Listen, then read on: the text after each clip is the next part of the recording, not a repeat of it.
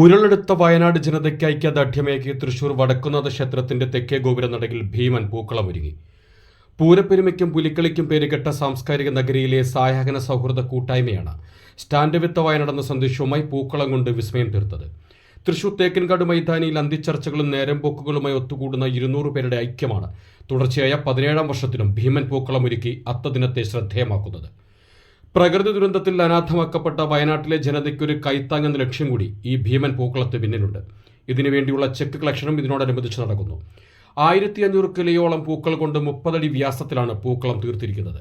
Cochin Devaswom board president Sudarshan ഉദ്ഘാടനം നിർവഹിച്ചു. Advocate ഷോബിയാണ് ഭീമൻ പൂക്കളം ഒരുക്കുന്നതിന് നേതൃത്വം നൽകിയത്.